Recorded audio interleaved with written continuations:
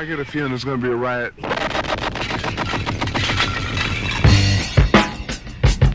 I don't read the newspapers because they all have ugly print.